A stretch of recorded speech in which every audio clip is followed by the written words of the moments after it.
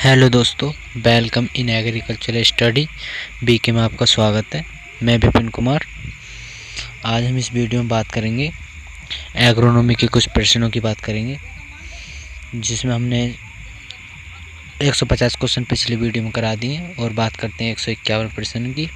और 151 प्रश्न शुरू करने से पहले जो हमारे चैनल पर नए हैं वो चैनल को सब्सक्राइब कर लें और वीडियो को लाइक ज़रूर करें।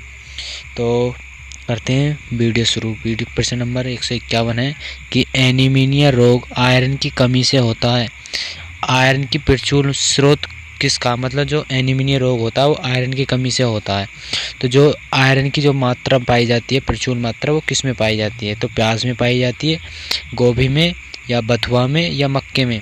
तो जो आयरन की प्रचुर मात्रा पाई जाती है बथुए में। ऑप्शन नंबर सी सही है इसका। बात करते हैं 152 की। 152 है कि निम्नलिखित में से किसमें कार्बोहाइड्रेट की मात्रा अधिक होती है। इसमें बताना कि किसमें सबसे ज़्यादा जो कार्बोहाइड्रेट की मात्रा होती है सबसे अधिक किसमें होती है। आलू में होती है, मटर में, शकरकंदी में, या गाजर में। कार्बोहाइड्रेट की जो मात्रा पाई जाती है वो पाई जाती है शकरकंद में। ये शकरकंदी लिखा हुआ है लेकिन शकरकंद होता है, जिसे हम शकरकंजी बोलते हैं। ऑप्शन नंबर सी सही है इसका। बात करते हैं 153 है कि निम्न में से किसमें प्रोटीन की मात्रा अधिक होती है। मतलब प्रोटीन की मात्रा जो पाई जाती है किसमें पाई जाती है। तो लोबिया में पाई जाती है, या राजमा में, या मटर में से, या सोयाबीन में से। तो जो सबसे ज़्यादा जो प्रोटीन की मात्रा पाई जाती है वो पाई जाती है सोयाबीन में। Option number C. कितनी पाई जाती है सोयाबीन में प्रोटीन की मात्रा? प्रोटीन की मात्रा पाई जाती है सोयाबीन में 40 से 42% तक प्रोटीन की मात्रा पाई जाती है सोयाबीन में। तो ऑप्शन नंबर डी सही है इसका।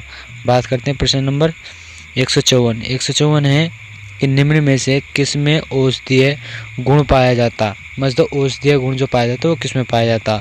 तो मटर में पाया जाता, राजमा में, या लहसुन में, या आलू में। तो औषधीय जो गुण पाया जाता है वो पाया जाता लहसुन में। ऑप्शन नंबर सी सही है इसका। बात करते हैं प्रश्न नंबर 155 की। 155 है कि कोल क्रॉप्स की फसलें कौन सी हैं। इसमें से बताना है कि कोल क्रॉप्स की फसलें कौन कौन सी हैं। तो ऑप्शन नंबर है बंद गोभी, ब्रोकली, चौलाई, या बैक्सलेट, या स्प्राउट, या गांठ गोभी, या लेट्यूस, या ऑप्शन नंबर सी है ब्रोकली, चीनी गोभी, बंद गोभी। और ऑप्शन नंबर डी है कि चिटिडा, या फूल गोभी, या परवल। तो जो इसमें कोल क्रॉप्स की फसलें होती हैं वो होती हैं ब्रोकली, चीनी गोभी और बंद गोभी। ऑप्शन नंबर सी सही है इसका। बात करते हैं प्रश्न नंबर 156 की। 156 है कि निम्न में से, इसमें बताना कि निम्न में से सब्जी वर्गीय नहीं है। इनमें से बताना कि सब्जी वर्गीय कौन सी नहीं है। रतालू नहीं है, चकुंदर, या सतावा, या परवल। तो इसमें से जो सब्जी वर्गीय जो नहीं है वो है चकुंदर। ऑप्शन नंबर बी सही है इसका। बात करते हैं प्रश्न नंबर 157 है कि इनमें से कौन सी जड़ वाली सब्जी नहीं है। जड़ वाली सब्जी कौन सी नहीं है ये बताना है इसमें। तो चकुंदर, शकरकंद, शलजम, या जिमीकंद।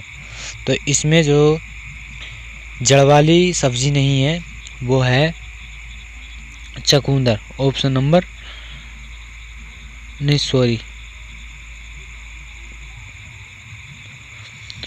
क्योंकि चकुंदर भी जड़ वाली है और शकरकंद भी जड़ वाली है, शलजम भी जड़ वाली है, लेकिन जिमीकंद जो होती है वो जड़ वाली नहीं है। ऑप्शन नंबर डी सही है इसका। बात करते हैं 158 के। 158 है निम्न में से किसकी श्वसन दर न्यूनतम होती है। सबसे कम श्वसन दर जो होती है वो किसकी होती है। सलाद की होती है, मूली की, शलजम की, प्याज की। तो सबसे ज़्यादा जो श्वसन दर जो होती है न्यूनतम वो होती है प्याज की। ऑप्शन नंबर डी सही है इसका। बात करते हैं प्रश्न नंबर 159 की। 159 है, प्रश्न नंबर 159 है कि निम्नलिखित में से कौन सा बीजपत्रीय पौधा नहीं है। इनमें से बताना कि बीजपत्रीय पौधा कौन सा नहीं है। तो चकुंदर, प्याज, अरबी, या जिमीकंद। तो इसमें जो एक बीजपत्रीय पौधा जो नहीं है वो है चकुंदर। ऑप्शन नंबर ए सही है इसका। बात करते हैं 160 की। 160 है कि गाजर, धनिया, जीरा और अजवाइन किस कुल के पौधे हैं। यह बताना है कि जो ये मसाले वाली फसलें हैं, जैसे नहीं मसाले वाली नहीं, गाजर है और जी धनिया है, जीरा है और अजवाइन है, ये किस कुल के हैं। तो एलिएसी के या एरेसी के या एपीएसी के या एजोएसी के। तो ये जो कुल के हैं वो हैं एपोएसी के। ऑप्शन नंबर सी सही है इसका। बात करते हैं 161 की। 161 है कि जिजीबरेसी कुल का पौधा कौन सा है। इसमें से हल्दी, टेपिओका या चोलाई या अरबी। तो इसमें जो जिजीबेरेसी जो कुल का पौधा है वो है हल्दी। ऑप्शन नंबर ए सही है इसका। बात करते हैं प्रश्न नंबर 162 की। 162 है, प्रश्न नंबर 162 है मिनीहट एस्केलेटा किसका वनस्पति के नाम है। जो मिनीहट एस्केलेटा जो है ये किसका वैज्ञानिक नाम है। तो ग्वार का है, टेपिओका का है या हल्दी का या चोलाई का। तो इसमें जो है ये नाम है टेपिओका का। ऑप्शन नंबर बी सही है इसका। बात करते हैं प्रश्न नंबर 163। 163 की सौंफ का वैज्ञानिक नाम क्या है। इसमें बताना है सौंफ का वैज्ञानिक नाम। तो ऑप्शन नंबर ए है फेनिकम बल्गस और ऑप्शन नंबर बी है कि फेरुला स्पे और ऑप्शन नंबर सी है कि कुकुरमा डोमस्कट और ऑप्शन नंबर डी है कि क्यूमिन्स साइमिन्स। तो इसका जो आंसर है वो है ऑप्शन नंबर ए सही है इसका, क्योंकि जो सौंफ का वैज्ञानिक नाम होता है फोनिकम बल्गस होता है, फोनिकम बल्गस। ऑप्शन नंबर ए सही है इसका। बात करते हैं प्रश्न नंबर 164 की। 164 है, प्रश्न नंबर 164 की लता प्रत्यारोपण सब्जी है। जो लता प्रत्यारोपण जो सब्जी है मतलब जो लताएं वाली सब्जी होती हैं वो कौन सी है इसमें। तो बतानी है सीताफल, टिंडा, शकरकंद, उपरोक्त सभी। तो इसमें शकरकंद है। ऑप्शन नंबर सी सही है इसका। बात करते हैं प्रश्न नंबर 165। 165 है कि निम्न में से कौन सा जोड़ा सही नहीं है। सही नहीं है वो बताना है। एक तरफ फसल है, एक दूसरी तरफ उत्पत्ति स्थान है। तो इसमें दिया गया है ऑप्शन नंबर ए फूल गोभी का जन्म स्थान इटली सही है। और प्याज का जो जन्म स्थान होता है वो मध्य एशिया होता है सही है। और बात करते हैं भिंडी का जन्म स्थान होता है अफ्रीका सही है। और बैंगन का जो जन्म स्थान होता है वो होता है भारत। बैंगन का जन्म स्थान भारत होता है, लेकिन ब्राज़ील दे रखा इसलिए ऑप्शन नंबर डी गलत है इसमें। बात करते हैं प्रश्न नंबर 166 की। 166 है कि फूल गोभी की अगेती किस्म है। जो फूल गोभी की अगेती किस्म कौन सी है। पूसा हिमज्योति या पूसा शुभ्रा या पूसा सिंथेटिक या पूसा दीपावली। तो इसमें जो फूल गोभी की सबसे अगेती किस्म है वो है Pusa Deepali. Option number D सही है इसका। बात करते हैं 167 है कि फूल गोभी की अगेती किस्म की बीज दर प्रति हेक्टेयर होती है। इसमें बताना है कि जो फूल गोभी की जो अगेती किस्म की बीज दर होती है वो कितनी होती है। तो 375 से 400 ग्राम या 600 से 750 ग्राम या 900 से 1000 ग्राम या 1 किलो से 1.5 किलोग्राम। तो जो फूल गोभी की अगेती किस्म की जो बीज दर होती है वो होती है 600 से 750 ग्राम। ऑप्शन नंबर बी सही है इसका। बात करते हैं प्रश्न नंबर 168 की। 168 है कि 1 हेक्टेयर फूल गोभी की फसल के लिए नर्सरी का क्षेत्रफल होना चाहिए। जो अगर 1 हेक्टेयर फूल गोभी की जो नर्सरी तैयार की जाएगी तो उसके लिए कितना क्षेत्रफल चाहिए। तो 100 वर्ग मीटर, 200 वर्ग मीटर या 250 वर्ग मीटर या 300 वर्ग मीटर। तो उसके लिए जो नर्सरी का क्षेत्रफल चाहिए वो चाहिए 100 वर्ग मीटर। ऑप्शन नंबर ए सही है इसका। बात करते हैं प्रश्न नंबर 169 की। 169 की फूल गोभी में रासायनिक विधि से खरपतवार के नियंत्रण के लिए प्रयोग किया जाता है। जो फूल गोभी में रासायनिक विधि होती है उसमें जो खरपतवारों के नियंत्रण के लिए जो प्रयोग किया जाता है वो किसका किया जाता है। तो इसमें ऑप्शन नंबर ए दे रखा है पेंड्री मेलिथियान का और दूसरा है 2,4-D का, और तीसरा आइसोप्रोटीयूरन का, और तीसरा है एट्राजीन का। तो इसमें जो खरपतवारों के नियंत्रण के जो प्रयोग किया जाता है रसायन, वो प्रयोग किया जाता है पेंड्रीमेथिलिन। ऑप्शन नंबर ए सही है इसका। बात करते हैं प्रश्न नंबर 170 है कि ब्लाचिंग की क्रिया किस फसल से संबंधित है। जो ब्लाचिंग जो होती है वो किस से संबंधित है, तो प्याज से संबंधित है, फूल गोभी से, लहसुन से, या बंद गोभी से। तो ब्लाचिंग जो संबंधित है वो फूल गोभी से संबंधित है। यह क्रिया जो ब्लाचिंग की जाती है वो फूल गोभी में की जाती है। ऑप्शन नंबर बी सही है इसका। बात करते हैं 171 है कि फूल गोभी में होने वाला शॉर्ट रॉट रोग किसके कारण होता है। तो ये राइजोक्रोटोनिया सोलाइन के कारण, या फाइटोफ्लोरा इन्फेक्सेटेंस के कारण, या स्केलेरोटिनिया ओरम का, या ऑप्शन नंबर डी है परनोस्पोर पैरासिटिका के कारण। तो इसमें जो फूल गोभी का स्टार कट रोग जो होता है वो होता है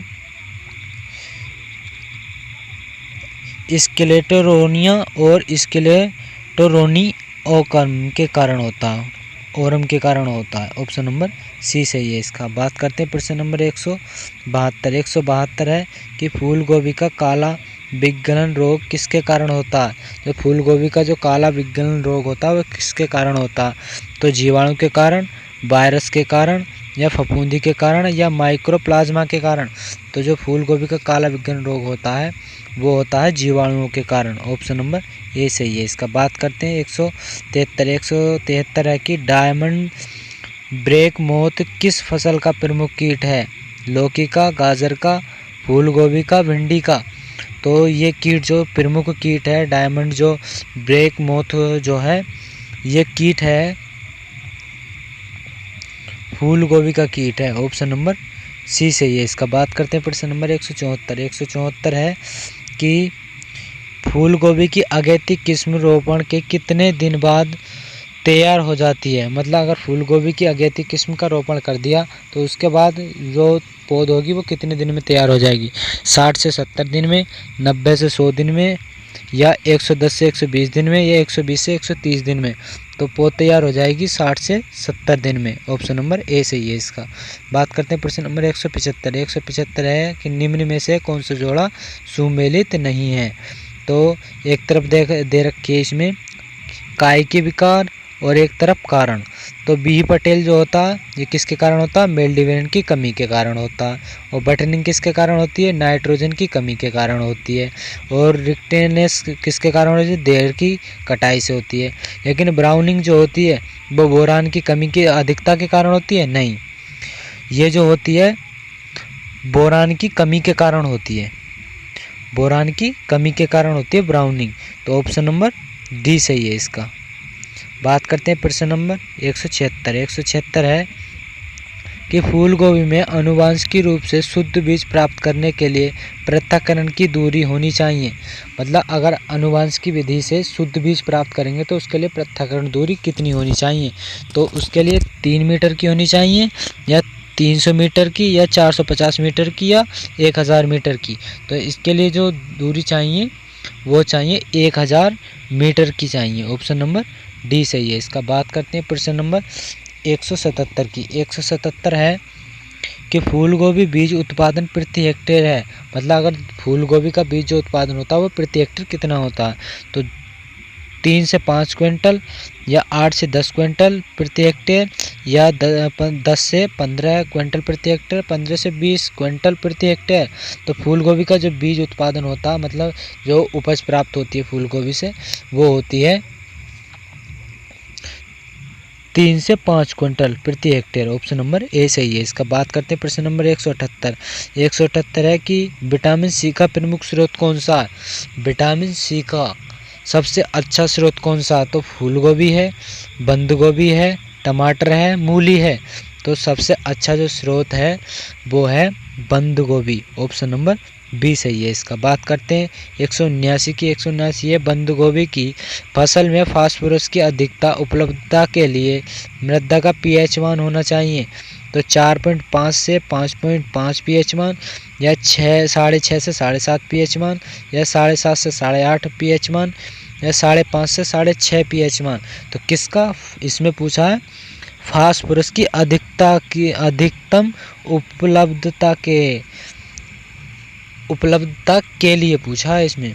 तो इसके लिए चाहिए वो 4.5 से 5.5 पीएच मान होना चाहिए। ऑप्शन नंबर ए सही है इसका। बात करते हैं प्रश्न नंबर 80 की। 80 है कि बंद गोभी का काला विग्लन रोग प्रतिरोधित किस्म है। कौन सी किस्म है जो इस काला विग्लन रोग को रोकती है? तो वो पूसा मुक्ता है, या पूसा संबंध है, या रेड क्वेजन है, या श्री गणेश गोले है।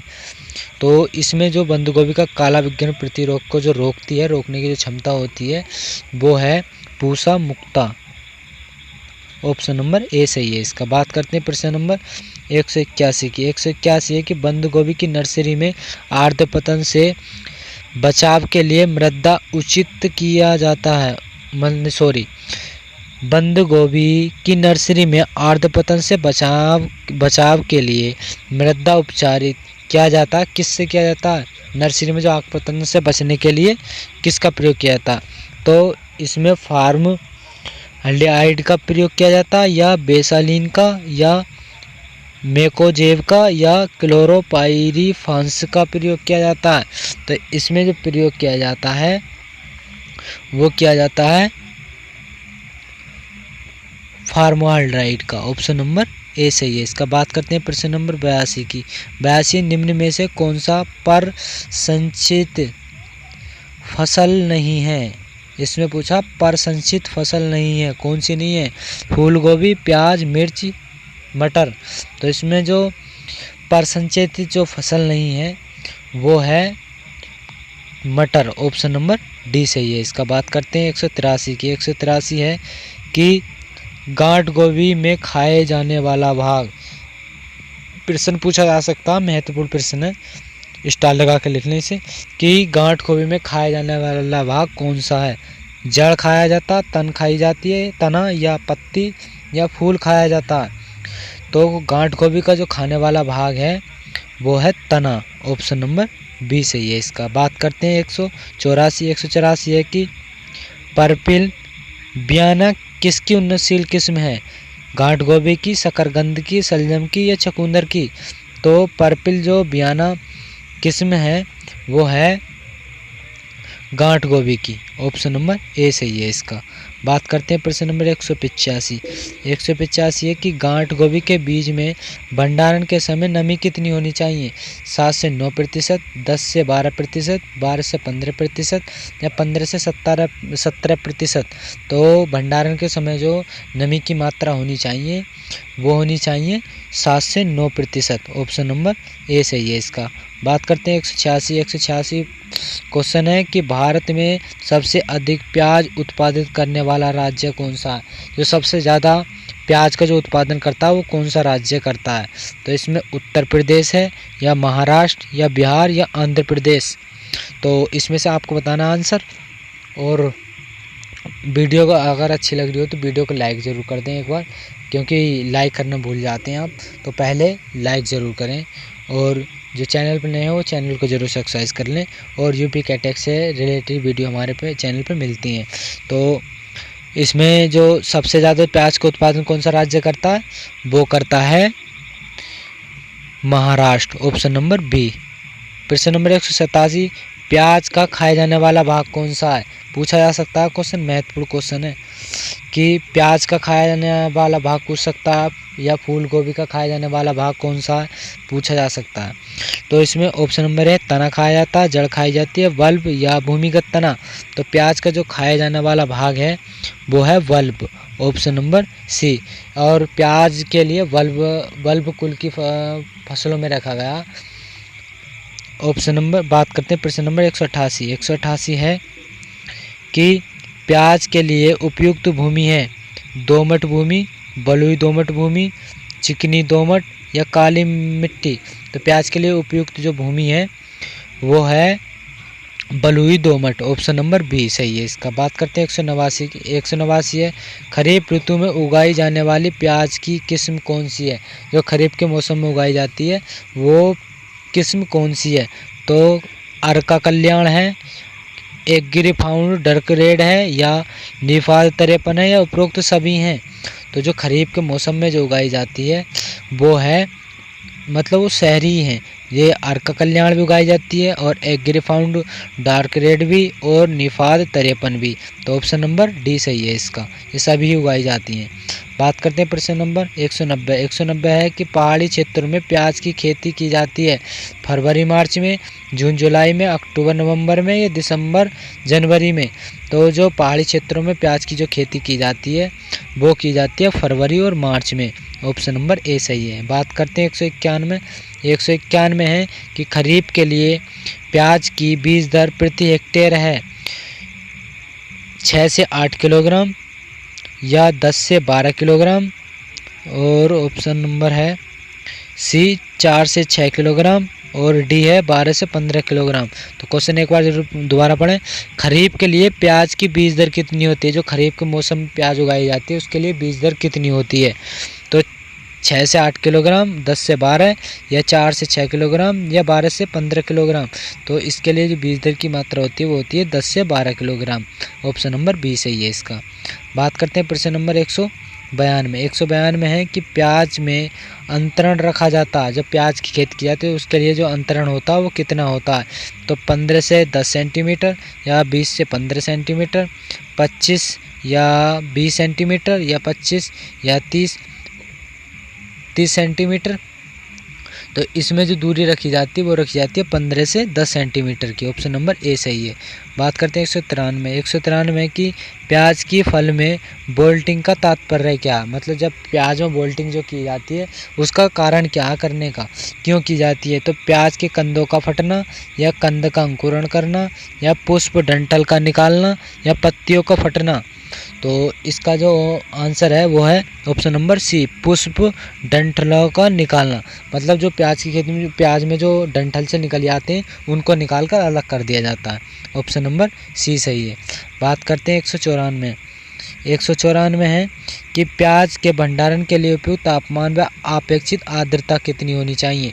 तो ऑप्शन नंबर ए है 5 डिग्री सेंटीग्रेड तापमान और 80 से 90% अपेक्षित आर्द्रता। ऑप्शन बी है 0 डिग्री सेंटीग्रेड तापमान और 70 से 80% अपेक्षित आर्द्रता, और ऑप्शन सी है 2 सेंटीग्रेड तापमान और 90% अपेक्षित आर्द्रता। ऑप्शन नंबर डी है 10 से 12 सेंटीग्रेड तापमान और 70 से 80 अपेक्षित आर्द्रता होनी चाहिए। तो इसमें इसका जो आंसर है वो है ऑप्शन नंबर बी सही, क्योंकि 0 डिग्री सेंटीग्रेड तापमान होना चाहिए और 70 से 75% अपेक्षित आर्द्रता होनी चाहिए प्याज के भंडारण के लिए। ऑप्शन नंबर बी सही है इसका। बात करते हैं 195 की।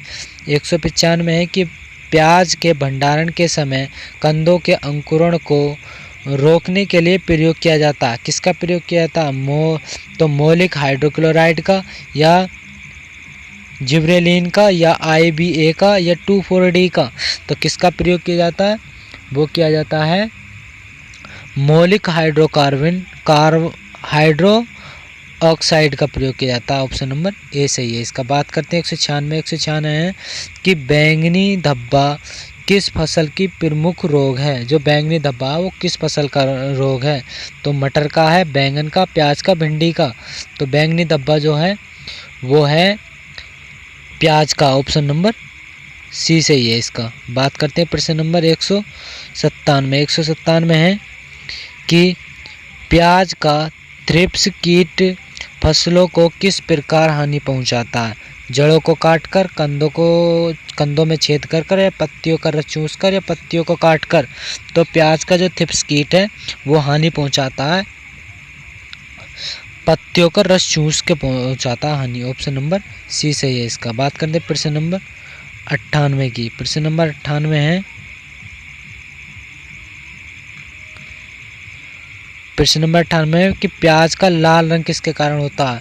महत्वपूर्ण क्वेश्चन है, स्टार लगाकर लिखें इसे, और ये पूछा जा सकता है एग्जाम में, बहुत महत्वपूर्ण क्वेश्चन है। तो प्याज का जो लाल रंग होता है वो किसके कारण होता है, तो एंथोसाइनिन के कारण, या लाइकोपीन के कारण, या क्यूरेसिटीन के कारण, या कैरोटीन के कारण। जो प्याज का जो लाल रंग होता है वो होता है एंथोसाइनिन के कारण। ऑप्शन नंबर ए सही है इसका। बात करते हैं 199 की। 199 है कि लहसुन का एंटीबैक्टीरिया गुण किसके कारण होता है। एलिसिन के कारण, या एलाइल प्रोपाइल डाइसल्फाइड के कारण, या मेमोरेडिसिन के, या मिथाइल आइसोथायोसाइनेट के कारण।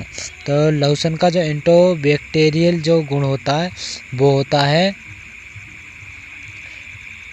एलिसिन के कारण। ऑप्शन नंबर ए सही है इसका। अब क्वेश्चन नंबर 200 है, जो हमारी वीडियो का लास्ट क्वेश्चन है, वो है कि फास्फोरस की अधिकतम मात्रा पाई जाती है, किस में पाई जाती है फास्फोरस की। प्याज में, लहसुन में, करेला में, या लौकी में। तो प्याज की जो अधिकतम मात्रा पाई जाती है वो पाई जाती है लहसुन में। ऑप्शन नंबर बी सही है इसका। बात करते हैं जो हमारे वीडियो का लास्ट क्वेश्चन है 201, तो किस तापमान पर लहसुन में गांठों का निर्माण बंद हो जाता है। तो 24 सेंटीग्रेड तापमान पर, या 27 सेंटीग्रेड तापमान पर, या 30 सेंटीग्रेड तापमान पर, या 35 डिग्री सेंटीग्रेड तापमान पर। तो इसमें लहसुन की जो गांठों का जो बंद हो जाता है, निर्माण बंद जो हो जाता है, वो कितने तापमान पर होता है। इसका आंसर आपको कमेंट बॉक्स में छापकर बताना है कि इनमें से कौन सा सही है, और कमेंट बॉक्स में आंसर इसका ज़रूर बताएं। तो मिलते हैं हम अगली वीडियो में, जब तक के लिए बाय।